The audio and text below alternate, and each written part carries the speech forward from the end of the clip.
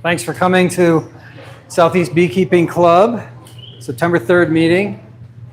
And all right, looks like we're good to go. Thanks for coming. We got a pretty good show tonight. Is this going to work? Of course not. All right. Oh, that would help if I actually plugged it in.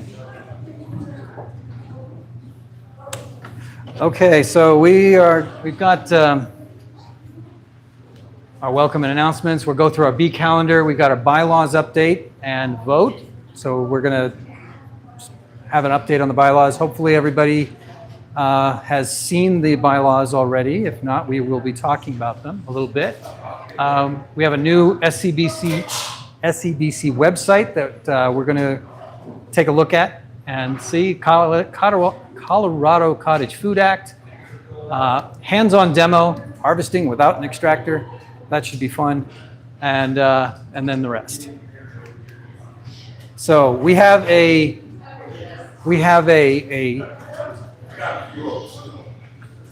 tradition. That's the word I'm looking for. A tradition here at the Southeast Beekeepers. Does anybody here? Is this their very first time coming to this meeting? All right, please introduce yourself. Tell everybody who you are. You just walk in, I know, but. My name's John Bossler. I live down here south of Elizabeth in Elbert County. I'm looking to go to a smaller animal for animal husbandry. I've been raising cattle for 30 years. You get more with the bees. Okay. More quantity. Well, always had to remind myself that we're raising cows to be tasty, not smart. Good one. All right. Well, welcome, everybody. Welcome. Do we have anybody else who's a first timer here tonight? Nope. Okay. Well, so we have a few announcements. I want to thank everybody for keeping the Grange in good shape. If you drop something on the floor, please pick it up. And at the end of the meeting, thanks very much for helping us to keep it clean and good shape. And everybody who sets the chairs up and takes them back, we definitely appreciate it. And also, we have this wonderful library over here. If you have checked out books, please bring them back. That's part of the deal. And of course, next month, we're going to have our board elections. So the term is 1 year, starting January 2026, ending December 31st. And we have the positions of president, vice president, secretary, treasurer, and 3 at-large members. So if you are interested in serving on the board of directors for the Southeast Beekeepers, please talk to one of the board members currently here. Raise your hands if you're a board member. Talk to one of us. And we'll be happy to tell you what it's all about and how fun it is and what you can do. All right, very cool. Okay, it's coming to the end of the harvesting season. And if you need to borrow equipment, Doug Wilson is your guy. 2 miles east of Parker, Doug is right back there if you've never met him. Does anybody still need the parts? I'm thinking about putting some away for at least the harvester away, but if people still need it, then I'll use it. All right, sounds like maybe one person. All right, call, do not text. Contact information up there. On September 27th, we're going to have our In Apiary event. It's at the Club Apiary, which is Parker Water. The address, 18100 East Woodman. Arrive by 9:45. There is a gate, and everybody has to go through the gate, and then the gate closes behind. So if you show up late, you might not be able to get in. Brian, do we have a topic yet? Nope. Okay. Cool. It'll be fun. We'll be doing an inspection. And pre-winter. Reaper might. And getting ready for the winter. Mow the grass around the hives? We can do that by, the more people that show up, the shorter the grass gets. It's the trample. Exactly. Okay, our month, the August bee calendar. Start your fall feeding if you haven't already. Get your pollen patties if you need them. And this is the last part of the harvest. If you've got supers on there still needed to be pulled off, this is definitely the time. Start filling those bottles. Okay, we have a bylaws update. And we have a copy of the bylaws. Has everybody been provided a copy of the bylaws? Via email, yeah. Okay, so by email, we have had a copy of the bylaws presented to our membership. Does anybody have any thoughts, questions, discussion about that? Anybody know what we're talking about? Okay, I'll summarize. There were 3 changes to be made. Actually, 2, I guess. The first change is position descriptions for the at-large board members. The first one was to be a, I forget the term, the title, but it's The outreach. well, there's the outreach person and then there's the online coordinator. Yes. So the outreach coordinator is somebody who maintains a working relationship with a variety of businesses and organizations and tries to keep the Southeast Beekeeping Club in the minds of those businesses, so that they think of us when they have events, and we think of them, and we can support each other in the community. And then the online coordinator is responsible for maintaining our website, which is going to be, we're going to see a demonstration of that. We're going to a new website very soon, and coordinating the management of that and making certain that it stays up to date and relevant. The third change is moving from a calendar year membership where it starts on January 1st and ends on December 31st to a anniversary date membership. So if you paid tonight, September 3rd, as a new member, your membership would go 12 months and expire the following September 2nd of 2026. And does anybody have any questions about that? Nope. All right. So is there a motion to accept the changes to the bylaws? Okay. Brett, we have a motion to, is there a second? Okay. All in favor? Aye. All opposed? Okay, we got 1 nay. And the rest, that means the motion passes. All right, thank you very much. We will be sending out the final copy of the bylaws within the next couple of days. And now we have a demonstration of our new Southeast Beekeepers website. Take a second to get that website up and running. So while Candace gets set up, this is Candace Tori. She's pretty much the lead behind this entire thing. So we took on an activity about 6 months ago. The board met. We did some investigation for some membership association type software as a service websites that we could leverage. We did an investigation of about 8 different options. We whittled that down to 3. We ended up whittling it down to 1, which is Club Express, which you'll see tonight. We formed a small project team, and that project team executed over the last approximately 6 months to build what you guys are about to see today. This has value to you, we hope. This has value to the board in that it automates some of the processes that are manually done today, so it unweights them a little bit and allows them to focus on other opportunities for us as a club and as our membership, right? So we have a website today. It's been maintained by Brian. Whoever Brian is. I don't know if it got it. Brian just left.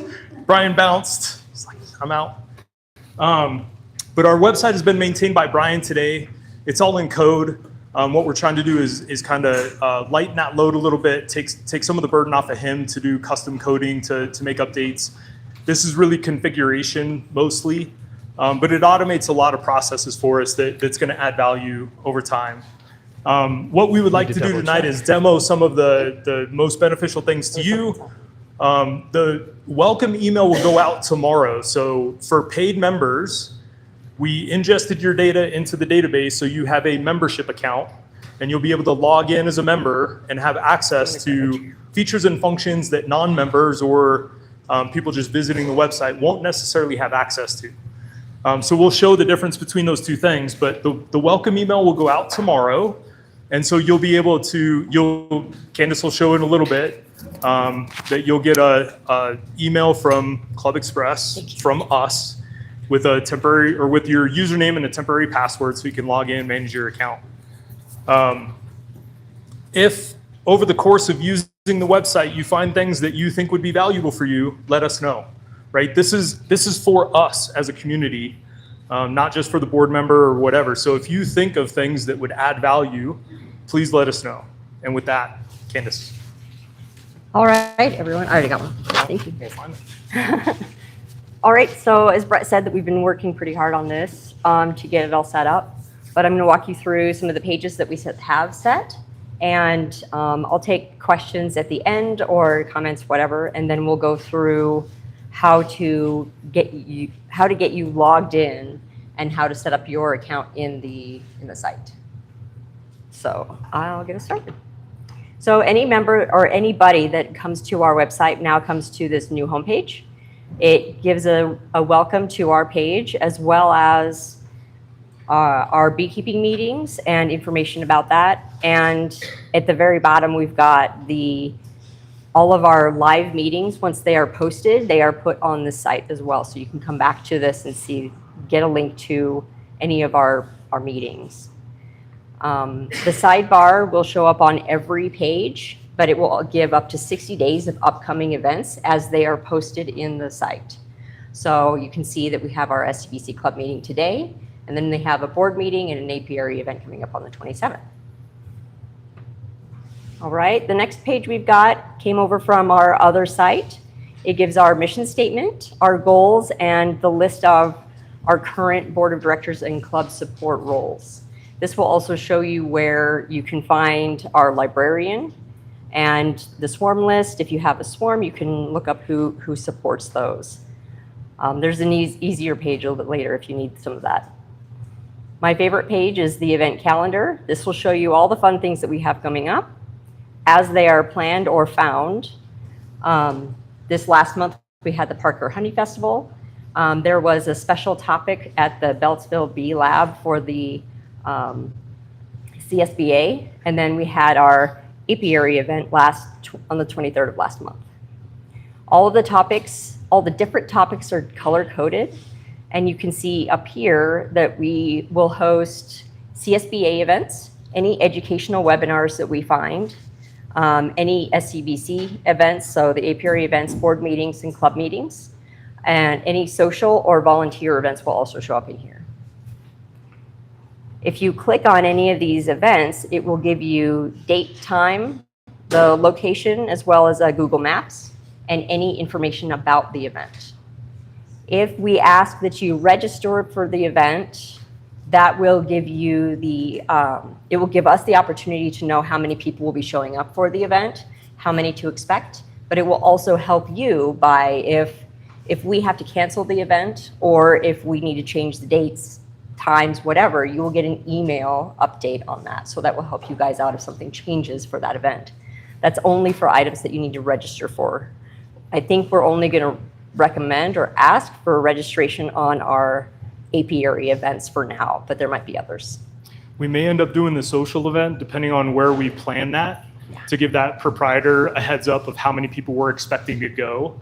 So we may ask you to register for that so that we can, like if we do Honeybrook Meadery again, and we get 35 people that register for the event, we want to give them a heads up so that they understand how many of us are coming. If there's only 10 of us, that changes impact to them. So we may leverage that as we go forward for different types of events. All right. And as well as anybody that comes to the site, we have a become a member dropdown. It gives an online registration space so that you can become a member. And it also gives all the perks that you get as a member. It walks through a couple of the hands-on apiary events, member equipment lending, the library, and a few of the others that we offer. The add-on bonus is when you are a member if you're a member with us, you get extra add-on bonuses as a member of a CSBA, and they give some pretty good discounts and stuff too. So you can go to their page and see what they have. Okay, and we have, excuse me, under our resources part, we have a reporter swarm. This is available for anybody that comes to our site so that they can report a swarm or save a swarm. And it also gives them information on what they need when they do need to call in for a swarm. And then one of the newest pages that we're bringing up and introducing is a shop hyperlocal. Any member that has a side gig can post their information into the site, and your fellow members can support your business and you can support theirs. So this is going to be a new thing. We only gather minimal information for now, as you can see, but as this grows and as interest grows, we might change that a little bit. All right, and then I also have a list of all of our local resources. All the resources that are listed on this page come by recommendation, excuse me, come by recommendation and basically word of mouth. They're good resources to go to, buy from, or whatever from there. That is the beekeeping supplies and shops, nurseries and garden centers, and clubs and organizations that are nearby other than ours. So this would be a good place where if you know of a good local resource where you're buying supplies for your apiary, your beekeeping hobby, let us know so we can add it to the page and share that with others. Absolutely. We want this to be a vetted confirmation that when you're going to one of these resources, you can feel confident from where you're shopping versus just Google searching and not, and ending up with whatever Google gives you. Yeah. We want to try and make this as valuable to you as possible. So this would be one of those places, once again, if you find a resource out in the wild that's within our region, within travel distance, let one of us know, the secretary, the online presence coordinator for next year, whatever, just let a board member know so we can get it added to the website. All right. Can anybody see that? Yep. Yeah, so this is... Correct. Yeah, this is all in the wild. So this would be in the wild. Anybody who happens to hit our website, this is what they're going to see. Yes. And the last page in the wild is our online sites. These are the online bee-worthy sites that I have found that came highly recommended and are location agnostic. They don't specifically talk about beekeeping in Colorado, for example, or in Florida, for example. It gives education across any area. So it's general education that's really helpful. If you guys also have recommendations for this page, if you have your go-to sites, please let us know and we'll add them to this. All right. We know that we'll never be the one-stop shop. Yeah. But we're trying to be an easy resource for people to go and do research, whether you're a beginner beekeeper, an expert, maybe you want to brush up on that Snellgrove vertical split tactic that we learned from Pete earlier this year. Yeah. Like we want to provide that so that this becomes more of a useful resource for all of us. So if you find something out there, let us know so we can add it. Yeah. Go for it. All right. So this is everything that you can find as a general visitor to the website. I'm going to log in and use my cheat sheet. Oh, I got already in. The one thing that changes in your drop-down menus or in your menu bar is your member perks. This was the Become a Member drop-down. Now that you're signed in and you're a member, you have member perks, which give a reminder of all the benefits that you get as a member. You have access to see and view what kind of books we have in our SEBC library. This is a good chance for you to kind of peruse through the books that we've got and show up here at a meeting and then see what books you wanted to pick up. once again, a resource where if you know of a book that's not in our library that you think is highly valuable to our membership, Yes. let a board member know or let our librarian Cynthia know so that we can invest in that book. Yeah, that's always changing and updating. Okay, one of the other items is our equipment lending closet. This is the same information or the same equipment manager information for Doug Wilson. We've got a list of all of the items that he has available, so you can see what is available and if there's what we offer, and then you can call him to see if it's actually available because it might be rented out. But we've got drop down for most of the items that we have for here. Okay, and then the last one is a swarm sign up. So one of the other perks you get as a member is you can sign up to catch a swarm. This is where you can find the information for the swarm and the form to fill out so that you'll be on the call list. All right. So that kind of goes through the website. Before we get into how to manage your membership, your member information online or your profile, any questions, any comments so far? Yes, ma'am. So this is Thank you. already live? It'll go live tomorrow. So we wanted to do the demo tonight before we go live tomorrow. The one change will be that we're going to use our .org URL. So we own two different URLs, a .com and a .org.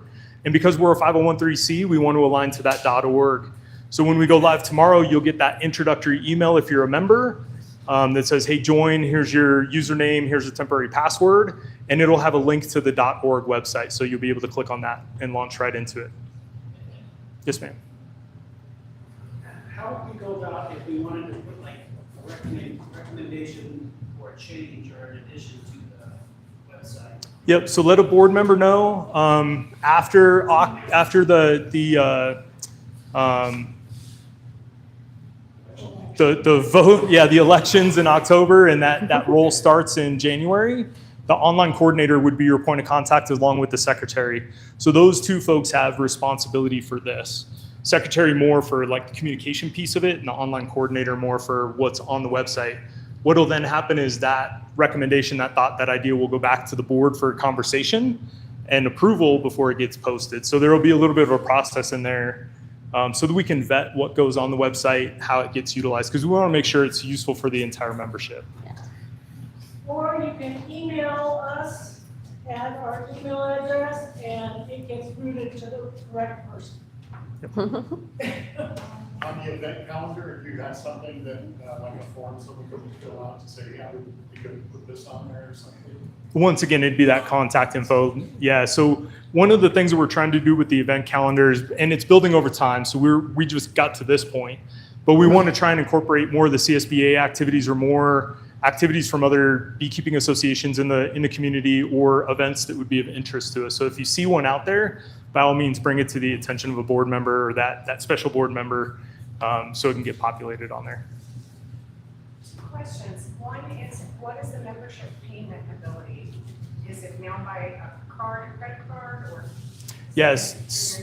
So it'll be credit card, PayPal, and then check and cash as always. Okay. So the normal two payment methods, and we're going to add the ability to do credit card through the service, but you still have opportunity to do the other two. Okay, and then the second question was donation page. Yep. So we do have, that is one of the reasons why we selected this particular software, is because it does have a donation capability to it. We just haven't set that up yet. But we will create a link for a donation. You'll get a receipt for that donation. It'll go into the pot of money, or it'll go into the accounting structure of things. So it is a feature that we have. We just haven't gotten to it yet. Yep. There was another question over here, I think. No? We're all good? All right, go for it. Okay. Did you send me the email for the new? No, do you not have your other one? I can pull it up. Just go create a new member. Okay. So go to control panel. Okay. Go to people. Okay. Go to people manager. Add a member. Okay. And then just put in do individual. And then that's fine. Do next. and then do your first name. Don't worry about that. Just do first name. Okay. And do test 2 for last name. Thank you. Okay. And then do your email. Down here. Yeah, Oh, down for him. right there. Okay. Yeah, it's fine. Hit Okay. next. All right, so now you should have an email. Oh, sorry, keep going. And then finish and proceed. And then hit OK. And then scroll down. And then do pay later. Sorry, I thought I had her a demo account set up. My bad. All right, so It's you just should be good easy. to go now. You should get a, yeah, you got your email. Okay. No, that's not it. It'll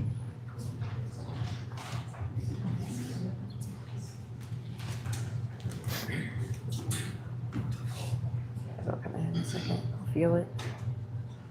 All right, so while we're waiting for that email to come in, I'm going to kind of walk you through the profile. We'll go backwards. So your member profile is where you will set up or change any information that you need to set up and change. So if you want to change your username or password, when you first sign in, this is where you'll get prompted for that. But if you need to change it after the fact, you can do that here. You can also set up your own member directory. This kind of gives a little bit of a bio on what you're about, what you're interested in, that other members can see. You can set up your social networking site if you have a business in your social networking, and a biography that other people can see too. So if you want to put your interests, if we have a sewing group or a quilting group, we can all find out a little bit more about ourselves. There's your email. Okay, We'll thank you. run it out of time. Okay. All right, so let me pull that email and I'll show you guys how to set up your account. Thank you. So this is what your email is going to look like. It's going to come from clubexpress.com. It will give you your username and a temporary username and a temporary password and a link to the Club Express website.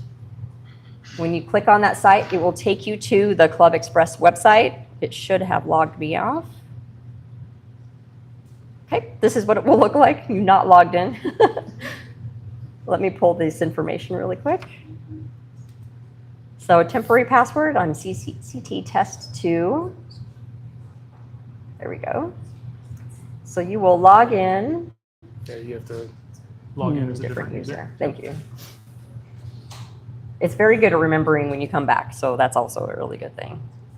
Oops, cancel.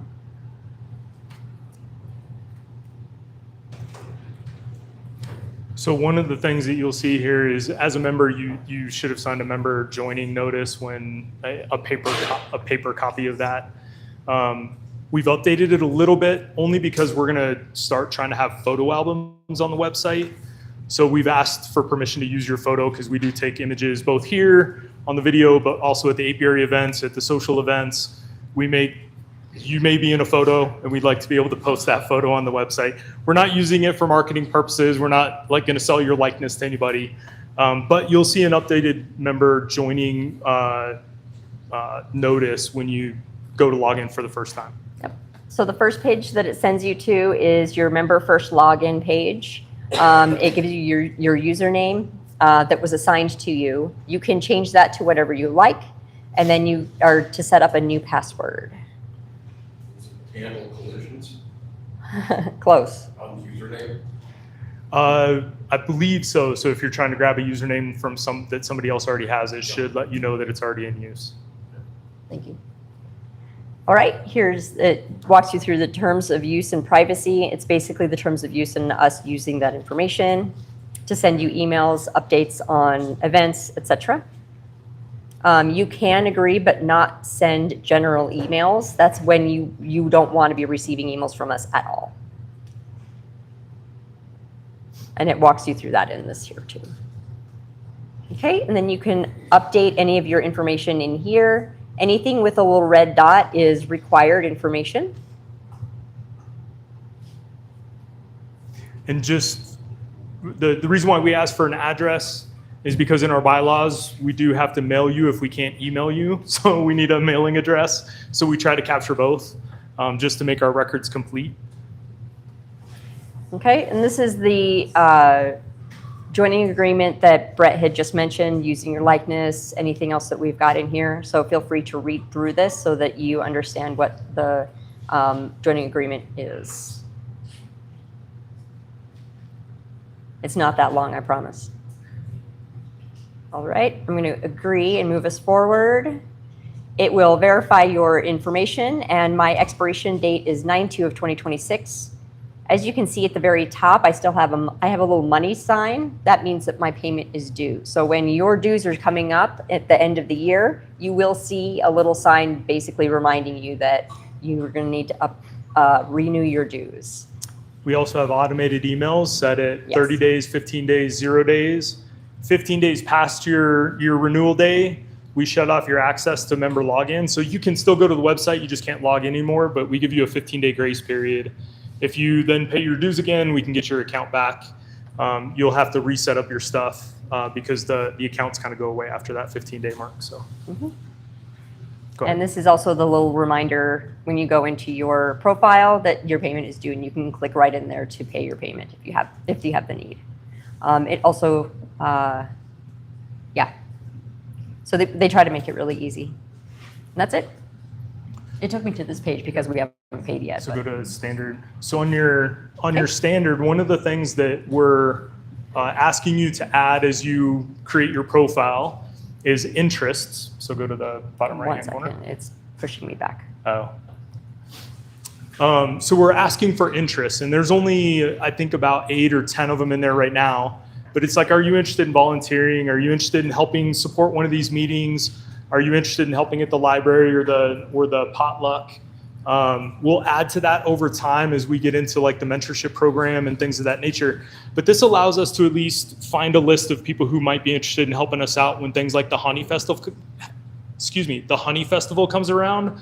We'll be able to reach out to those people and say, hey, notice that you're interested in volunteering. I have a volunteering event or an opportunity. Do you want to help support? It doesn't automatically sign you up for it. It just lets us know that you're interested so that we can start understanding what all of you are actually interested in as part of our community. And then we can tap those resources and give you opportunities to expand your presence here in our beekeeping club. So other than that, it's just your general information that you input as you go through.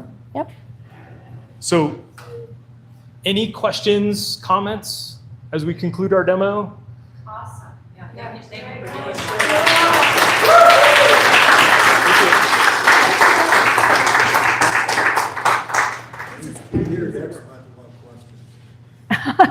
So thank you all so much. If you come up with questions, comments, concerns as we move along, please contact Candace, myself, the secretary, or Janice. One of the 4 of us will help you out. I'm sure Mark and Peter are in for that too, but let us know. Also, if you have ideas or thoughts about how to make the resources more robust or whatever, please let us know so we can add to that and make it valuable, because this is for you, right? There's some value on the back end for the board, but this is for you. So please let us know. Yeah. Thank you. Thank you, everybody.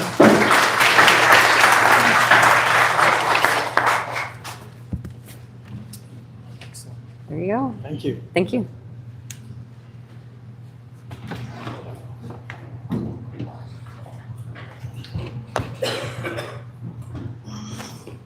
Thanks.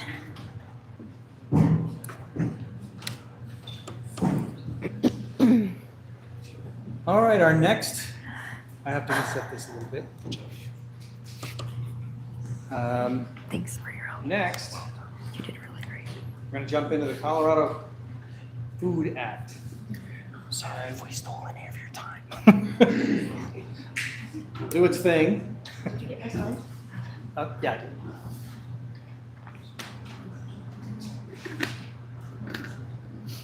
And eventually it'll come up.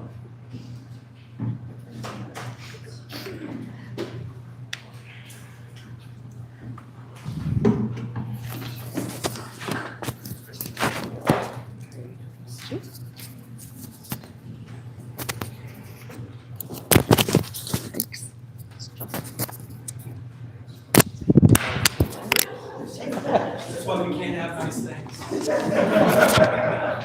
Oh, it's a magnet. Ow. I'm all kinds of magnets. So this is right and left on each slide. If you want to use this. Fancy. All right. I'm Christy. I've got a bit of a head cold, so I'm not sharing, because sharing is not caring with that sort of stuff. I'm going to talk about the Colorado Cottage Food Products Act, and this is relevant to us because this is what we need in order to be legal to sell honey in the state of Colorado. So it is a class that is offered, and this is my first setup. When I first started selling honey, I made a little label, put up my Venmo thing, and put prices and a box in the break room, and people just came and actually did pretty well with that little setup for about a year. So what is cottage foods training? Why is it important? Who does it apply to? And how do I get certified? The training is provided by the state to help ensure food safety for anyone who sells a food product that is non-perishable. This is only specific to things that don't need to be refrigerated or kept at certain temperatures or anything special like that, such as honey. It's important because we don't want to get sued or our neighbors and friends sick. Who does it apply to? Anyone who wants to trade their product for money. And how do I get certified? There is a list coming up. So there's a law that was enacted in 2012 that allowed individuals to produce and sell certain kinds of food products from their homes. The advantage to it is you don't need state inspections, you don't need state licensure, and you don't need of your kitchen, and you don't need a commercial kitchen, which is a bit of an investment. It prohibits resales, limits direct sales to direct to consumer, so only you can sell to someone else. You can't wholesale to someone and then have them retail sale it out. And it provides basic food safety training, which you wouldn't think people need, but they do. It is offered through CSU Extension Services. They have online, if you just use your search engine to go under Cottage Foods Act classes, they have at least one a week going on, either virtually or in person, all over the state. They're offered by the extension offices. Every county in Colorado has an extension office. The State Department of Health or the local district or regional Department of Health also offers classes. Your certification is good for 2 years, and it takes 3.5 hours, 4 hours, depending on how chatty your group is. And there are renewal classes that are less time involved that are available. And they did change, because I just did my re-up, and there's been a couple changes. They allow eggs now, up to 250 dozen per month you can sell. It's a lot. And they took out the limitation of how much you can sell in order to still qualify. It used to be like $10,000, and they took that away. So you can sell as much as you want. These are my kids. And the purpose behind this law is public safety. So keeping my little munchkins safe. So it teaches safe food handling practices and principles. A lot of them really don't apply to honey, because a lot of it is keeping things, aseptic and that sort of stuff, which you do anyway, but there's less of it with honey, because honey is naturally antimicrobial and it's naturally less susceptible to spoiling and that sort of stuff. So you don't have to worry about those issues. It prevents foodborne, you learn all about all kinds of foodborne illnesses and what the risks are. Safe food storage, preparation, transportation, packing, samples, and sales, and also different ways you can contaminate your product, and making sure you supervise any helpers that are helping you maybe at your farmer's market. So biological contamination we're all well aware of. Botulism is the big one for honey. That is a naturally found bacteria all over the place in nature. It is what you worry about when infants have honey, is that they can get botulism. There is no requirement currently to have a label, don't feed to babies under 1 year old, but don't feed don't feed honey to babies under 1 year old.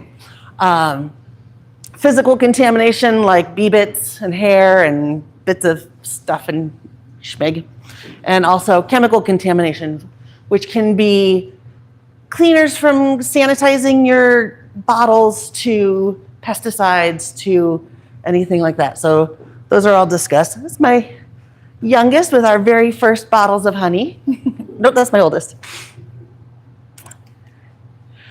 And then really they drive home keeping things clean. Clean, clean, clean. Sometimes it's a little bit difficult because we're dealing with honey, which is sticky and inherently just attracts every little thing. But you wouldn't want to go into, I think of the roadside truck where they made, I don't know, tamales or po' boys or sushi, right? And it's just a little sketch. You don't want to be the sketchy producer. So there's a difference between being aseptic and sanitizing. Aseptic is washing, sanitizing is getting rid of bacteria. The best thing you can do is wash your hands. Wash your hands, wash your hands, wash your hands. If we learned anything from COVID, it's wash your hands. Make sure you keep your friends out of the kitchen, both the ones you invite into your house and the ones you don't. You would never go to a restaurant that allowed animals in their food preparation area, and so we shouldn't do that either when we're preparing food to serve or to sell to other people. There are differences between home kitchens and commercial kitchens. Two of the big things that come to mind: commercial kitchens, everything has to be able to be movable so you can clean under it and behind it.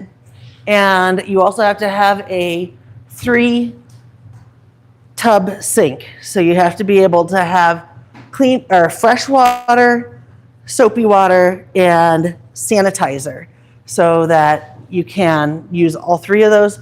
How you use those with a home kitchen with cottage food is you have some sort of bucket or some way to sanitize things after you've washed them and let them dry. You let everything air dry. You don't dry it with towels because then you get towel lint and who knows where the towels have been and if they're clean enough and all that sort of stuff. This is my first year overwintering. Only 2 of those hives have bees in them. And then storage is important as well because you don't want to go through all of this effort on getting this beautiful product put together and then store it someplace where it gets all dingy or there's animals like mice or it crystallizes and that sort of stuff. So they talk about storage being important too. This is my very first public sale of honey with my kiddos. They also teach you how to label, and labeling is super important. Honey producers have to have, in order to sell legally, and now there's no honey police out there, but you can, if somebody is wanting to, they can turn you in and say, oh, hey, look, so-and-so's doing this and that, and I don't think it's the way it should be. And you can be shut down, but there's nobody who's actively going out and patrolling. You have to have your product name. Is this honey? Is this cut comb? Is this creamed honey? Producer's name or the business name. I have my own name and my business name on there. The entire address of where your honey is bottled or packaged. Not just the town, not just the street, the whole house number or wherever. Producer's email and phone number, and this is so that if something does happen, they need to be able to contact you to be able to track it down. The date the honey was packaged and the ingredient list. If you're selling honey, the ingredient list is honey. And then there's a verbatim disclaimer that has to be on every bottle in a font big enough to be read. And you can search this online, but it was prepared in a home kitchen, not subject to state inspection. Potential food allergens exist there. There could have been wheat or milk or shellfish, and it's not intended for resale. So that verbatim is required to be on your label somewhere. There are certain things that claims that you want to, we all know honey is great stuff. There are things like organic that we can't claim because in order to be technically organic, every ingredient going into your product has to be organic. And I'm not up on organic certification, but my understanding is you have to feed all of your livestock, all organic feed and all that sort of stuff. Our beef's forage. We can't do that. It's just not a thing. So, but we can totally do raw and pure and natural and local. And the definition of those words is all really squishy. I like the local label, but local means a whole lot of different things to different people.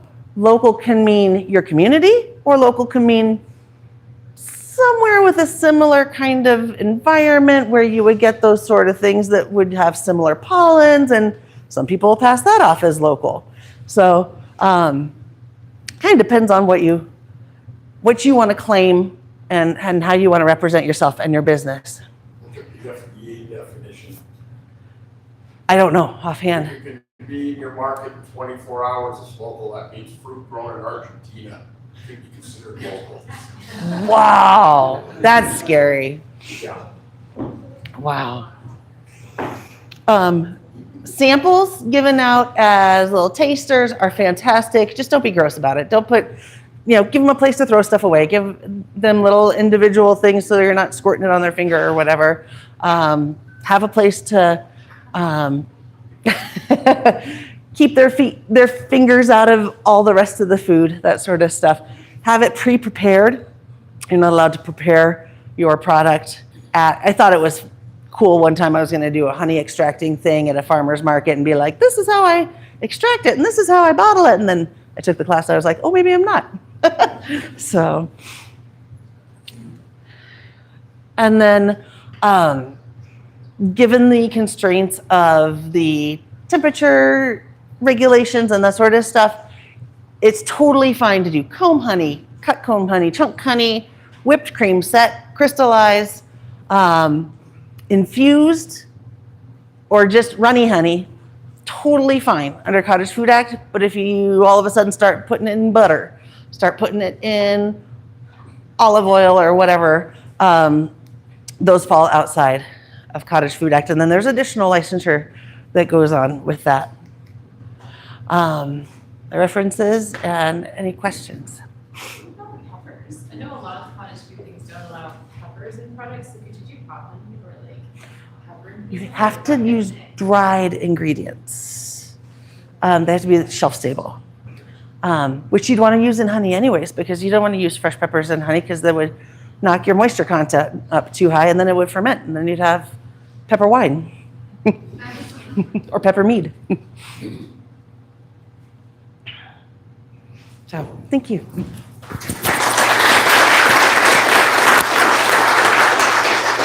Very much. I wish I had a presentation like this when I got started.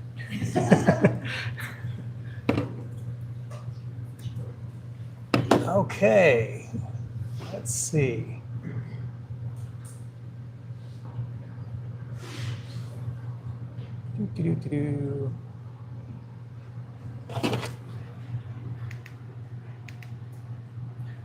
Let's take a break.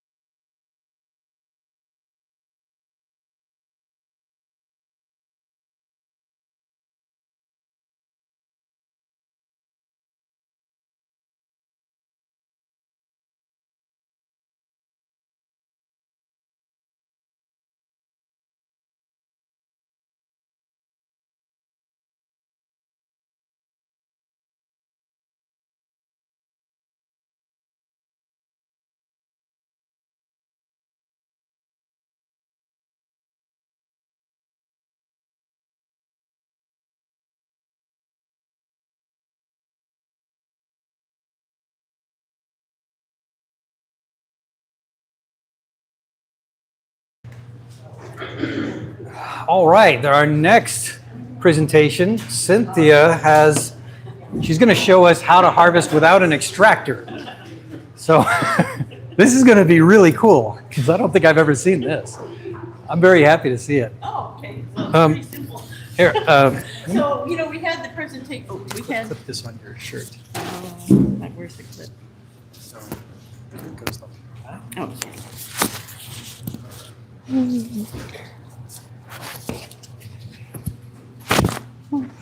We had the presentation on extracting from the machine, but I'm a hobbyist, and so I've never really extracted using the machine. Well, I did it once, but it was a lot of cleanup, I thought. And so what I do every year, since I just have 2 hives, is you have to go buy one of these food grade buckets at Home Depot or someplace, Lowe's. Walmart has them, yeah, okay. Okay, Costco, Walmart, Home Depot, all the likely suspects. And we just didn't get around to this, but you can put your own gate on your bucket if you want, but you have to have the right drill bit, and we didn't have that size, so haven't gotten around to that. So I just use a big red ladle spoon to get my honey out until I get that out there. So you have your bucket, and then you have to buy these filters. So they're just, very fine grade filter for honey. And you stick it inside your bucket. So where did you get the spigot that you did install? Oh, I just ordered it on Amazon. Yeah. I could only find them coming in two, so I have 2. They also sell those down at Rocky Mountain Resupply. There you go, yeah. At the beer hut. Ah, at the beer hut? Oh, Murdoch. Okay. All right, so you get this on there, and you kind of want to leave a little space at the base. You don't want it to go all the way to the bottom so that the honey has a place to filter through. Now, there's 2 ways. You can buy this, which is it fits the rim of your bucket. There's a little groove in here that fits your bucket top. And you can put that on there. And these are about $10 at Walmart. And then I had it's $10.72 at Walmart. Or you can use this method. So we just, you can either put the grooves in the wood or you can put the grooves in your bucket. And this just sits on the bucket, and you put a screw right through the middle of it that kind of sticks out. And that's to hold your frame. So you put your frame on there, and when you scrape your honey in. And I'll show you that in a second. So that's one method. And then that's probably easier to clean up too than this. But I'll try this method tonight. So you got things in there. Cinch this down, and if you don't have this particular brand, you can use those little clips, the paper clips and hold your thing on there. Hold it up. Okay, so I'm cinching it down tonight, hoping it stays. And then you grab your frame of honey.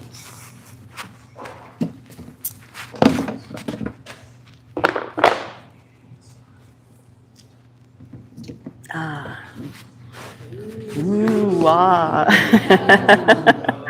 Okay, so this just sits on the nail to hold it.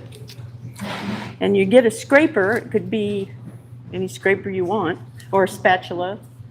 And you just take the whole thing. You don't have to uncap it or anything. You just start up here, and you just start pushing it into your bucket. Pretty waterfall of honey there.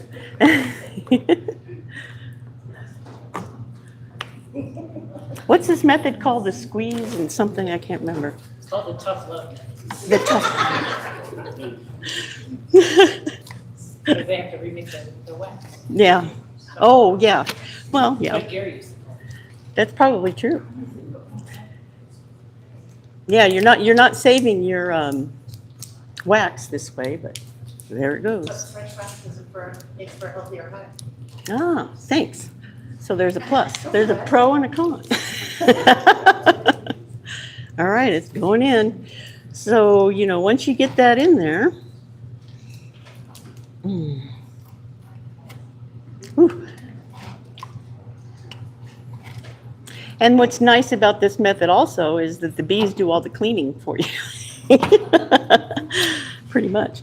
So, you get everything on there that you can.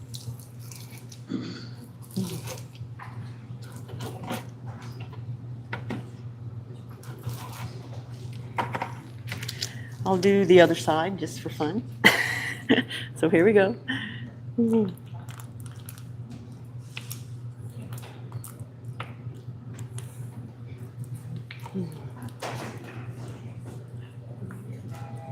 I've seen guys with metal, the metal ones, they might work a little better, actually.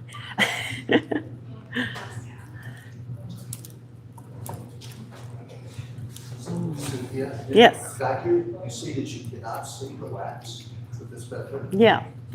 So you're putting your wax, you're putting everything in there, you're just scraping it all in there. Into the filter. So you're not saving it on for the bees. Well, what'll happen, You can save it still. yes, you can still save your wax.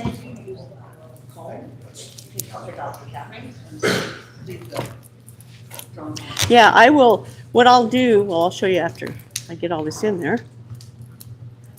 Okay, then after I, get the honey into the filter, I usually put my bucket into a black garbage bag and set it out in the sun so that it, kind of flows, heats it up and it flows down better. Whoa, there went my nail. Oh, I flipped it.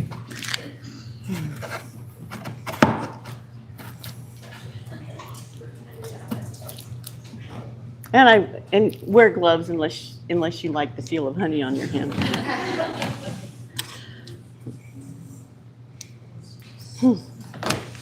Okay. There we go. That's pretty good. We'll give it another little, get as much of it in there. Okay. Pretty simple. Then you leave this for a day or so, like I said, in the sun. Or if you don't have any sun, you can get a heat lamp, put it under your heat lamp, and just kind of get so that the honey flows through the filter and, heats it up and out of the wax. There we go. Yeah, good idea. Okay, so now we've got that. You want to be able to filter out the wax, right? Yes, so that's what this If is. it's too hot, it's gonna just go through the filter. Oh, yeah, so you don't want it too hot. Okay, well, Yeah, what's too hot? well, and then you could do a double filter method. I've done that too, where I have a bucket inside a bucket, drill holes in the bottom of that bucket, and it kind of catches the big chunks, and then it falls through into this filter. So there's that method as well. Okay, so now we've got the honey in there and all the wax.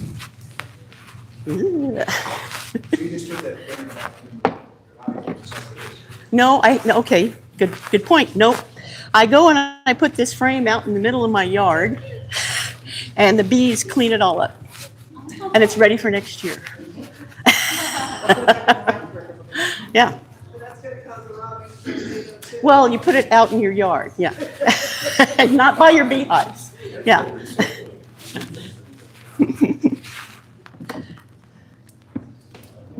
Okay.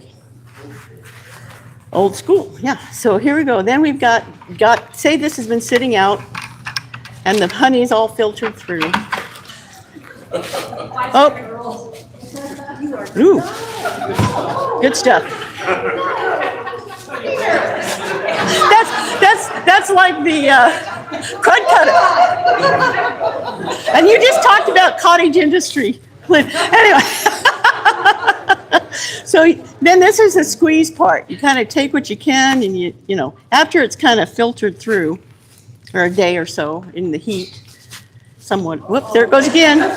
You were talking about cleaning up this place. Sorry. I should have put plastic down. Okay, so you squeeze out what you can. See it going. And then, so you do this first, and then you put it into the sun to get whatever else is left in there. At the end, you'll be left with still a ball of some wax and stuff. So take this out into your yard.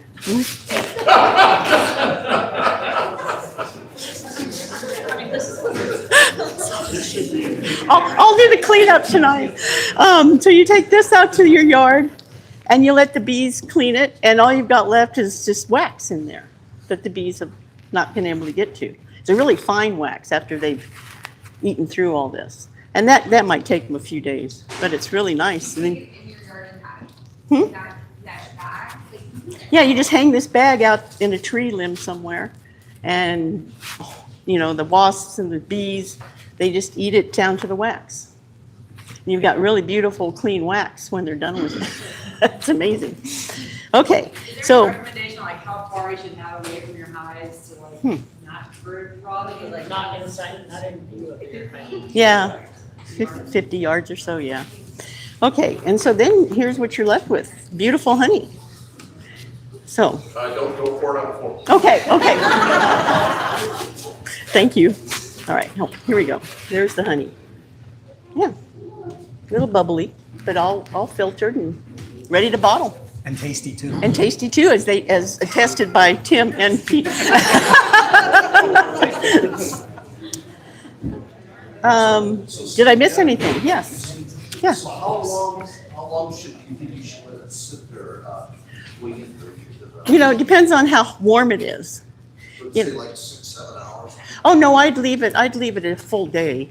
Full day? Yeah. And then squeeze whatever else you can out of the filter, out of the, this part, but not spray it everywhere. and you've got what you got. I mean, yeah. So I'm that's. just concerned about rotting. Oh, yeah, because if you hang your frame out with the honey on it that I just cleaned off, or hang this out there with all this honey on it, there's wasps and other bees and everybody that are going to come get this. I haven't ever had a squirrel come get, but they will, huh? Yeah. Yeah. So you want to try and disperse them. So you don't want it by your hives, or else, they'll be robbing your bees. Yeah.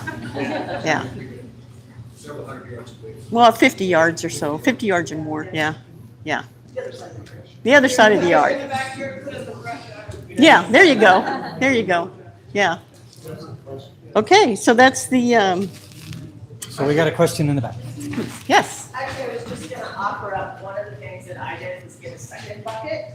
that's what I do too, a lot of times, I just didn't bring I it. cut the bottom out of the bucket, Mm-hmm, and then I cut the center out of the ring, so that I could actually hang the fabric over, snap the lid back back on, on, pour through it, and keep the second bucket elevated, so it Yes. drained down into the first, and you Right. had that full 5 gallons to fill. Yeah. And then I didn't Yeah. have to squeeze, I just walked away, put a, saran wrap on the top, and let it drain. yeah. And I have 2 buckets, two, and that kind of helps with the filter, it helps hold the filter up, Yep. rather than letting it drop down into the honey. Yeah. Okay, except I don't cut my whole bottom out, I just drill, I have like 1/2-inch holes in the bottom of that bucket. We did with the drill bit, yeah. Okay. Any other questions? Well, I have to say, this is the first time I've seen this. Oh, it is, And Okay. I think it's really cool. yeah, it's pretty easy. Yeah, it's easy, it's simple. It's simple, and it's simple cleanup, because the bees do most of the cleanup. Yeah. Unless you sprayed it on everything. Yeah, see, that would have been great if I brought my second bucket. I could have just set this on top of it, and I wouldn't have to set it back down into the honey. Well, now But you have to- anyway, you'll have to I thought about it, but I thought, Squish it again. yeah, I'll have to do it. Okay, Or so, crush. yeah, so that's really all you need is the bucket. You can get this, or you can use the piece of wood with a nail or a screw to hold your frame, and a scraper. And gloves. And gloves. Yeah. Okay. Yep, there it is. Very cool. Thanks, Thank you very everybody. much. Yeah. gonna go wash my hands. That's great. And I would, until we fully clean this area up, I would ask that nobody walk over here because we don't want to cause honey to go everywhere else. I'm trying to keep the place really clean for our that would be great, but they don't like air conditioning for some reason. Awesome. Okay. So, this is in the wrong order, kind of. So actually, we do have some time. If anybody has general questions about this, about keeping bees, about harvesting, about any topic, now's the time to bring it up. We got a couple. Okay, so first one. All right. So people can hear you at home. Fuzzy. So I'm sorry, I missed last month. So if this was covered last month, I'm sorry, I was out of town. But We're happy to repeat things. For straining the honey. So for the past 3 years, yeah, I've strained it, but it's crystallized pretty quickly. And I kind of look at some other ones that it looks nice and clear. Any suggestions as far as like what strainers to use? I mean, I've used like the paint bag. I'm not sure why it's crystallizing so readily, but any suggestions on like how to do your straining method into the bucket from the extractor? They're separate issues. The crystallization is due to the floral source. Okay. Your propensity to crystallize depends on where your bees are foraging. So making sure you're not storing in a cool place and you're keeping it in a warmer room, like a garage or a basement, will tend to crystallize faster than if you kept it somewhere that was a little bit warmer. And just certain, like, what is it? Canola oil is notorious for crystallizing pretty darn quick. Canola flowers and that sort of stuff. And I don't we've got think a I couple have around that, here but too that do. I have been keeping in the basement where it's a little bit cooler. Okay. I did an experiment. I left a couple of bottles out in my garage just to see what would happen over the winter on purpose versus in my house, which was kept nice and comfortable. And it was amazing how it was like, okay, it's solid. It turned into like a brick of butter. Okay. And so it definitely does not like cold environments. 65 and lower is like optimal for crystallizing. My basement's probably about 65, 66. So, okay. Yeah. So keep it in your attic. I will say, even when even when I've, put it in a warm water bath to kind of, reliquify it, then it still looks cloudier than like my brother's, who's in the same neighborhood. I'm not sure if he kind of extracted his differently the first year. But again, and I mean, right now I'm just doing it into like a 2-tiered metal strainer followed by a paint strainer. Okay, good to go. Is it the same age? I've seen stuff that crystallized but it was 7 years old. Oh, no, this was last season. It crystallized within like a month. I've had crystallization in 2 weeks, and I have honey that is now 4 years old that hasn't. So it's floral source.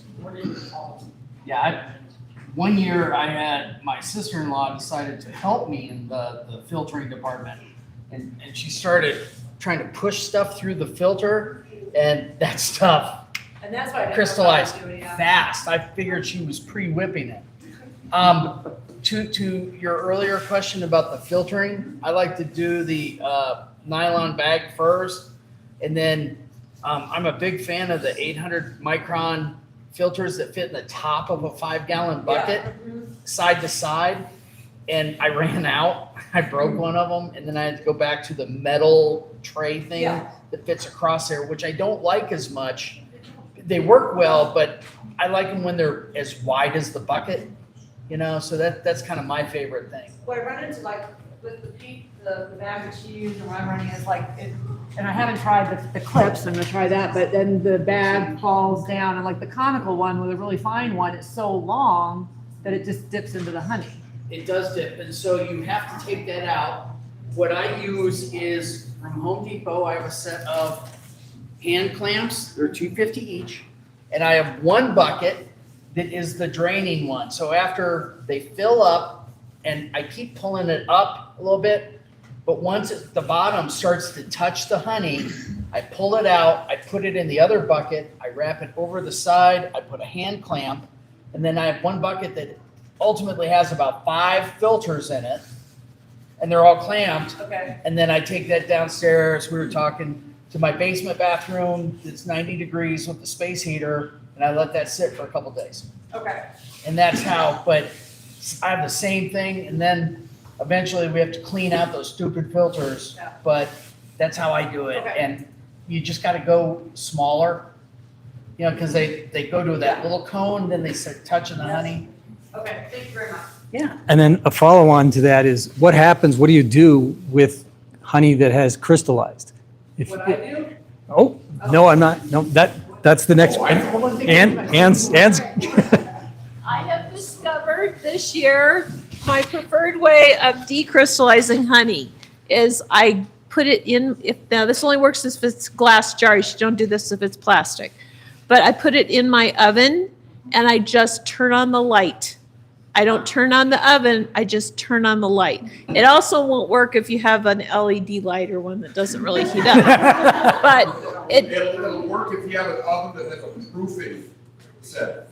I can't, I think that's too hot. I think that's too hot. yeah, you don't want to Yeah. go above 110 degrees. So the light bulb seems about right. You do have to kind of keep an eye on it, but it will decrease. The other issue is if you leave one little crystal in there, that'll seed it and it'll recrystallize really fast. Why does it have to be less than 100? Crystal left behind. If you want to sell honey as raw honey, Well, and it will create, what's that chemical? It was on the test. haven't taken the test yet. I can't remember what it, It there, made something rather. but it will convert to, there's elements in the honey that will convert to this chemical that you don't want in your honey. It also breaks, if you're trying to sell as raw honey, which has all the natural enzymes, you need to keep it less than 110 because it will break down all those enzymes and then it will no longer be raw honey.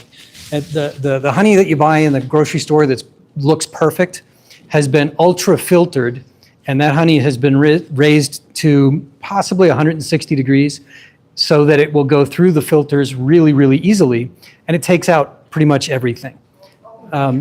So all the nutrients, yeah. That's why you don't microwave either. Right. What I explain to my customers is the honey you get in the store is filtered. My honey is strained. There's a difference between straining it and filtering it. And there's actually, I think that's a term of art. Yes. That the Department of Agriculture dictates. That it's filtered if it's heated and forced through a filter.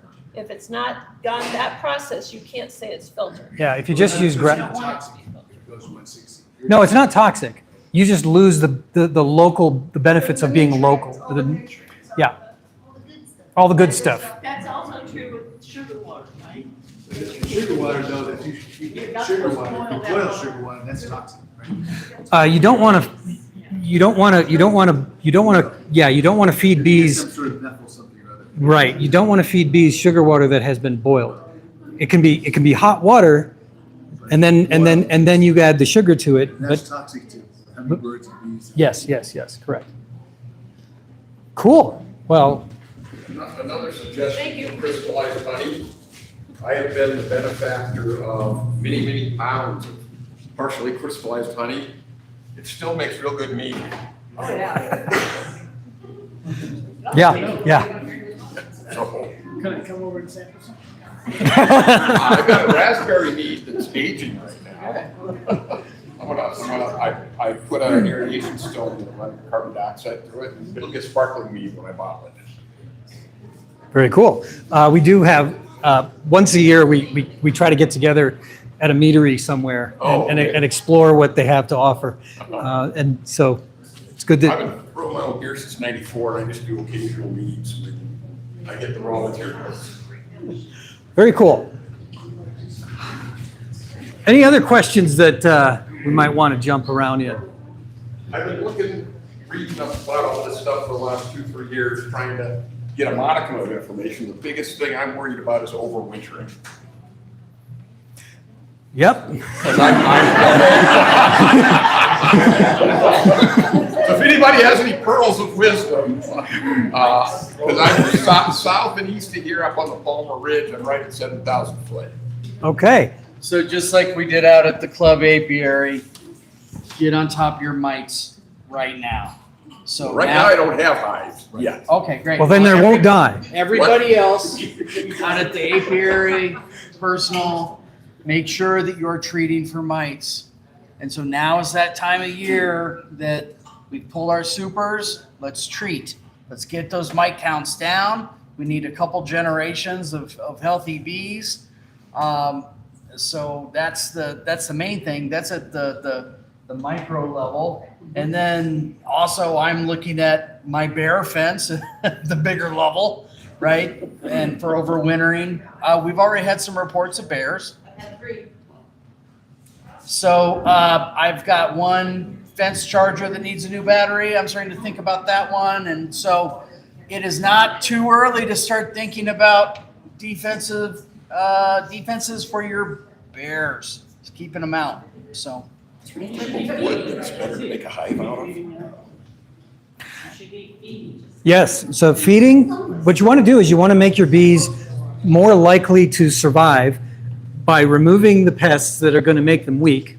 So that's treating mites, and then making certain they have enough resources to last through the winter. Now, the biggest challenge is you might go out there and say, it's March and I can hear the bees buzzing, everything must be good.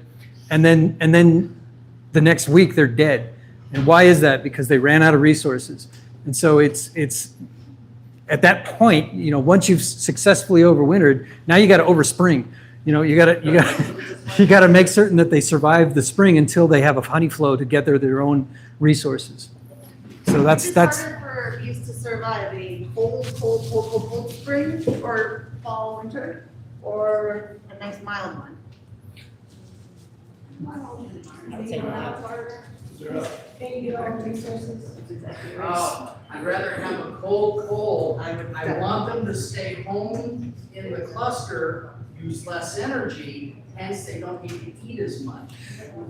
Because when it's mild, they go out, they start flying around looking for the nectar that may not be out there, and then they're using up all that energy, they come back and they start going through all the honey.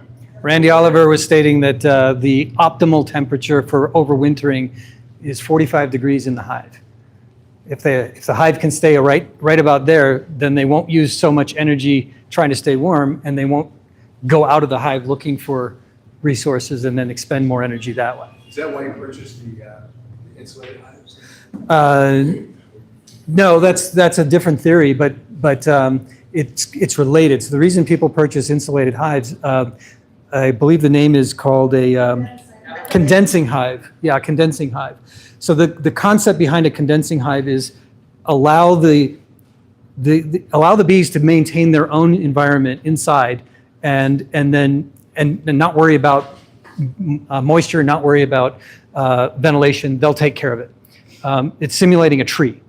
And the other concept, of course, is allow good airflow so that you don't have too much buildup of moisture. So they're competing theories, they're competing ideas. And which one is better? That depends on your environment, that depends on your bees, depends on the moisture, depends on how you have it set up. Cool. So, we got another question. So I did make it to the last apiary, but they said they had a lot of mites. And I wanted to know that, I thought we put Viroxin or the strips in like the previous. So what's the effectiveness of Viroxan strips? Because I thought we put them One on. hive that had strips and one hive that didn't have Okay. strips. They both had mites. One of them had a lot But- more bites than the other one. Not nearly as many mice in the Viroxan treated. I believe that was a 10 count. So it was a little bit high because it had been 2 months since we had been there. So that was still borderline, so we retreated. But the one that didn't have the strips, when we were there, because we had one club apiary outing that got canceled. And so the one that did not have Viroxan had a mite count of 45. So that was the one that was, yeah.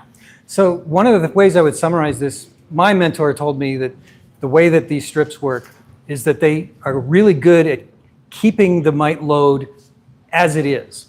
It's not going to knock it down to zero.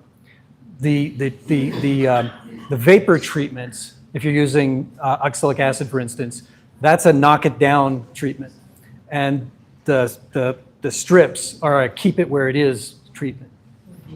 So that's what I've been told. Oxalic strips, Yeah, not farmer strips. correct. The strips were, they should have been replaced. No, they're supposed to be there for like 45 days. But the Roxanne strips use oxalic acid versus the formic strips, which use formic acid. Totally different. Formic acid is a general protoplasmic poison. Interesting terms. I don't know those terms. Cool. Good discussions here. So let's see. I think, so we have another tradition here. If you've never heard of it, we have this wonderful tradition called Crud Cutter Confessions. And this is where we get to share interesting things that we've done so that other people will learn from our adventures and maybe not repeat those adventures themselves. So, does anybody have a Crud Cutter confession?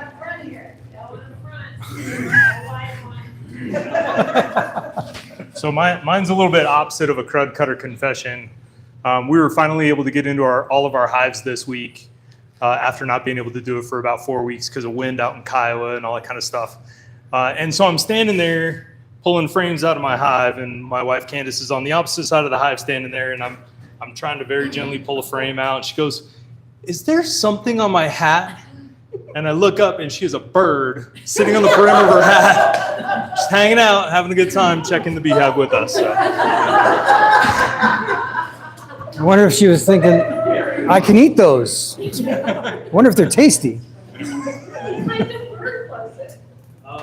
like yellow-chested, gray-winged. I don't know all the different types of birds out there, but it was like a finch size, a little bit bigger than a finch size. It's a flycatcher. Probably. But I'm just sitting on the river, just hanging out, look at it. A flycatcher on the brim. I love it. Whew. Okay. Anybody else have a story that they would like to share? Oh, Tim. So, backstory, I do have bees at the Centennial Airport, so I have to go onto the airport into the runway, go around, and it's on the far side of their property. So, emptying out supers this year, have a hood or a funnel that I take the supers off, shake the bees off in there, fume board them, put them back into the hive. Well, the funnel did not seal on the top, and so it was a little forward more. Mean hive this was. So I was like, okay, I just want to get, and I saved it for last. Took it had 2-3 supers, I think. So I'm sitting there shaking these bees back into the hive. Well, unbeknownst to me, they were coming and just dumping down onto the ground. I was all covered. They were just, and you know what it's like whenever you get that mean hive that's just, so you can just, all you hear is bees just attacking your face. And so I'm like, okay, I just got to hurry up and get this done, get out of here. I shook them all off. They were dumping on the ground. Bees like to crawl up. I had everything on. I had a short sleeve shirt on, full suit on though. So I thought, okay, I'm good. Nothing's getting me. I'm good. They started crawling up my leg. Didn't feel them, but I'm getting ready. So I got all the supers out, put them back in the truck, and I head out of there. And I had walked off to kind of let them calm down and get off and away from me, and they were not having it. Well, I started getting a couple of them in my hood. And so I am like, okay, squish, squish, squish. I'm good. I couldn't figure out where they're going. So I'm like, okay, I got to run to the truck and get back in there. Well, there's also a protocol I have to follow I have to call the tower to tell them when I'm crossing the thing. I'm gloved up. I can't get my gloves off because I'm just getting bombarded with bees.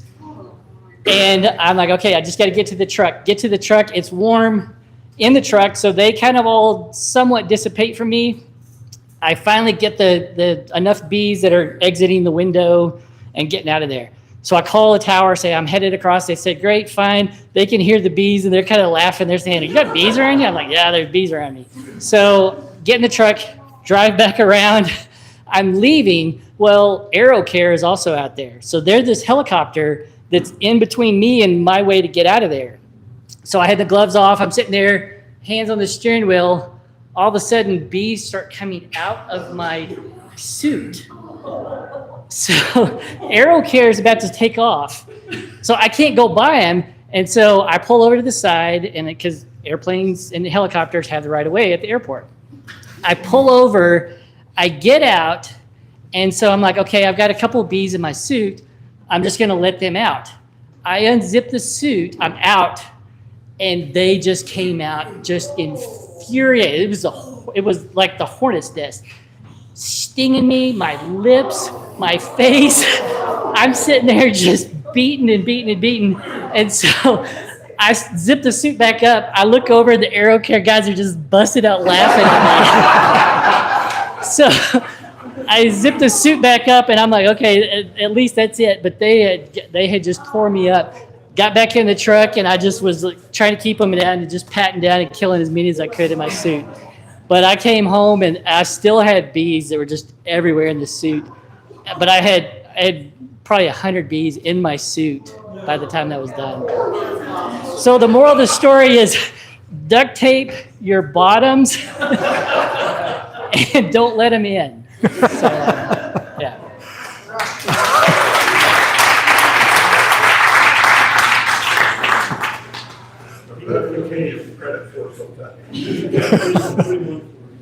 Okay, does anybody else have a story they want to share? I don't know if we're going to be able to top that one. I'll tell a story. It's not a very big one. It's not anywhere compared to that. So on the day of the honey festival, we go to the honey festival. We set up. We're selling our honey. It's a great day. Had pretty good sales. It was the very first time I ever sold honey publicly, so I was very happy about the results. At the end of the day, we take all of the remaining honey, because I had like several years. I had like 4 years of honey that I hadn't sold, and I had some leftovers. So I put it back in the truck and drive it home, and so I'm like, okay, gotta take it all out, put it back in storage, and I walk over, open up the door, and all of a sudden, whoosh, and I'm like, oh crap. And I closed the door, and 6 bottles of honey had fallen out. And of course, they're glass bottles, so they shattered and went everywhere. And I'm stuck because I can't now move from the door, because if I do, the rest are going to come out. And so I'm like calling my wife. I'm like, hey, honey, there's honey everywhere. And anyway, it took about 5 minutes. She eventually heard me. Did you lick that one up too? No, because that was way too much. I think I would have been in a honey coma. But yes, I have licked honey off of my garage floor because we clean it before we do our bottling. But no. So anyway, so she comes out, sees me, and she's like, "Oh, really?" So anyway, we go through the whole process of cleaning it up, gathering it all up, putting it in a small container, so that, and then I'm like, well, I can't throw this glass away. It's covered with honey. What am I going to do with it? So what do? We put it in the backyard, and over a period of about a week, the bees cleaned it all off. Now I have perfectly clean, broken glass everywhere. So it's now ready to go in the garbage. So, I have one too. oh, But mine's not anything near Tim's. But speaking of overwintering, bees are not chickens. And This we is thought, why you come to Bee Club. yes, we thought it'd be great to put a heat lamp on the, since I'm in a neighborhood, so we can plug in the light. We put a little heat lamp out there. And come, middle of, or when it kind of warmed up, and you go out there to look at your bees, they're all dead by the, because insects like the light, so they, so don't try to keep bees warm with a heat lamp. Okay, all right.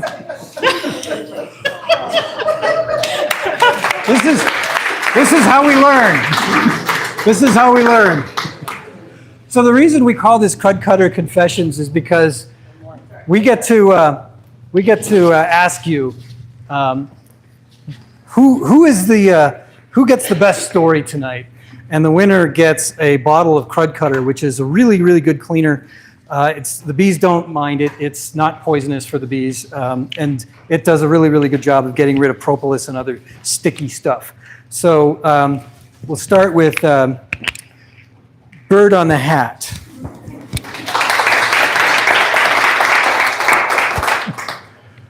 Bees in the Suit.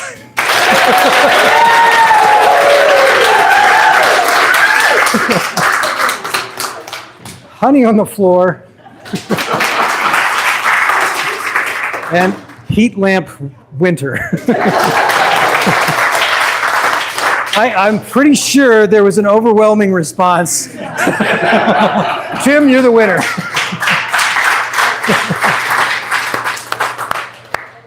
That is excellent. Okay. So we have another tradition. We're just full of traditions. So we have the golden bee, which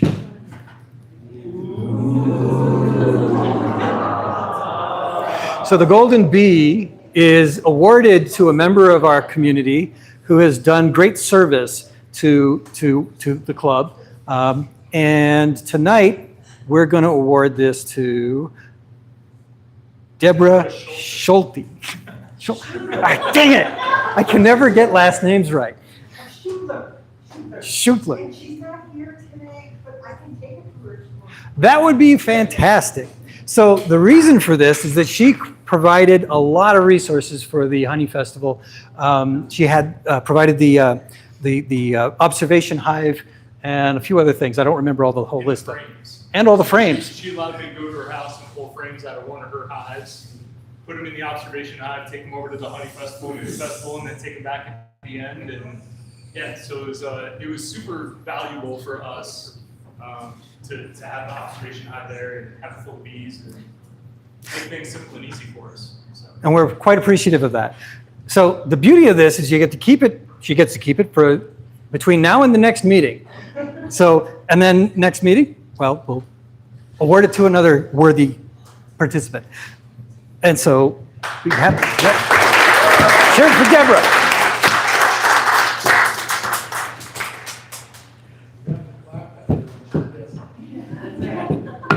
I got to figure out how to put it back in the box. There's a special way to do it. Thank you. Thanks. Okay.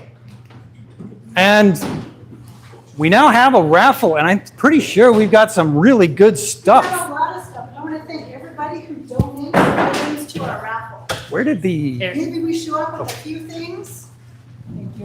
Like for the 1.3 billion? Yeah. We might show up with a few things and then our members bring in stuff. So thank you for participating. I'll run through the items. Before we do that real quick, can I let everybody know, if anybody would like to join me, I am going to my apiary that's got, I think I've got 20 hives out there, in Monument on Sunday. Meet me at the Mercantile in Monument.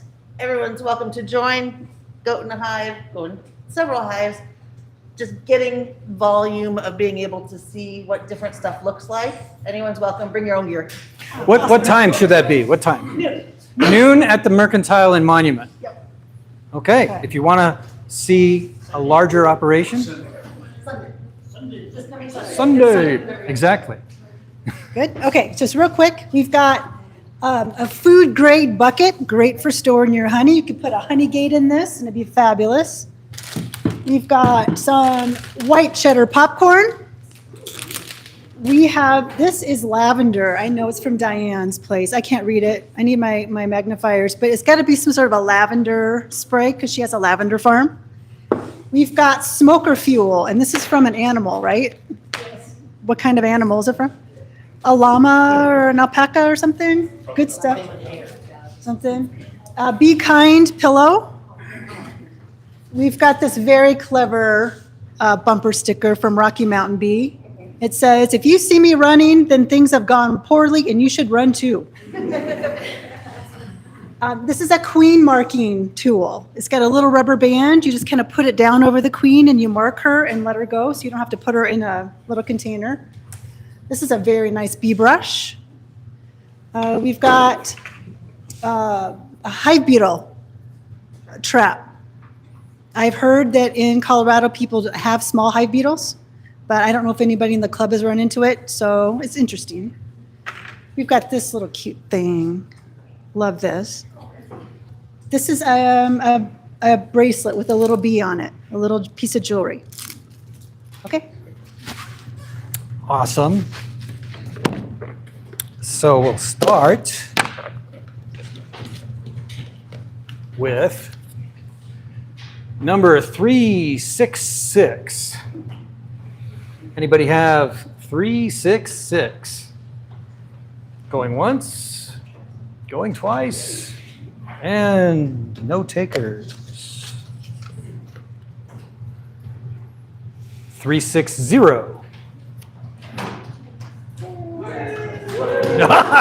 Perfect timing. Hey, that's even better.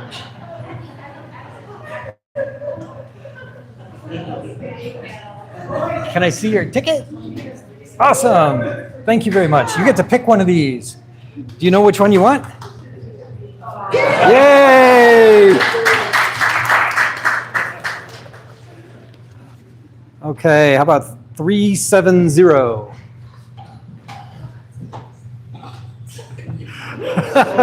First meeting and first win. Awesome. Oh, take this one. While you're there, why don't you pick one of these too? Let me see if I can pick out my own. I did that once. 351. 351.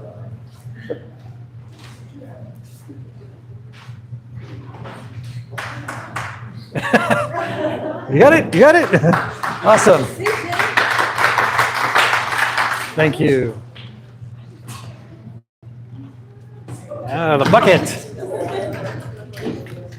Okay, and 368.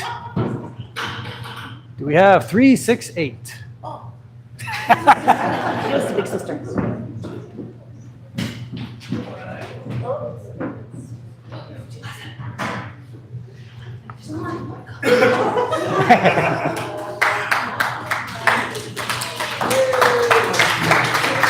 Okay, so 368. Thank you. Go ahead and pick one.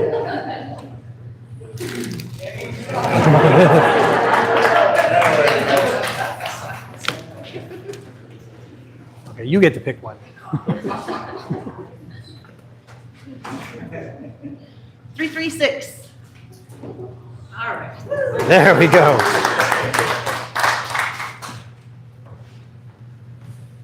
We're definitely wanting that. Thank you. There you go. Awesome. All right.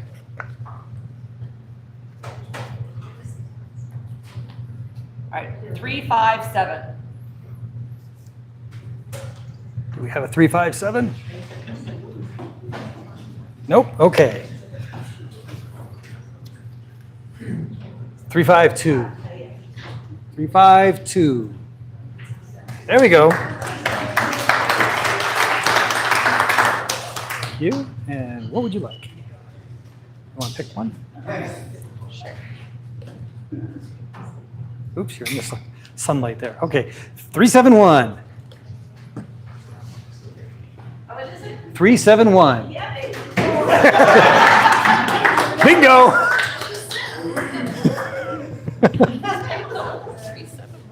Yeah, there we go.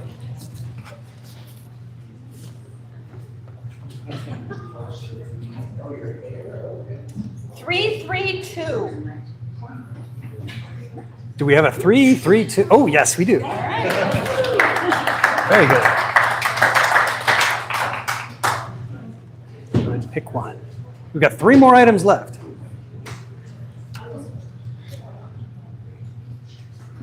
Looks like it's 338. 338. Yay. Thank you. There you go. All righty, and that'll be 347. Going once? Nope. Okay. We've got queen marker and a mite trap, beetle trap. 361. 361.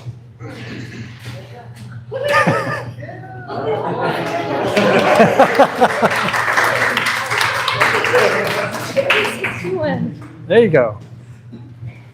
Queen marker or beetle trap. Let's check out some beetles. Okay, last item. 365. There you go. The last one, right? Yep. Okay, that sounds good. Thank you, sir. Awesome. Thanks everybody for coming. Hope you had a good time tonight. Certainly learned a lot.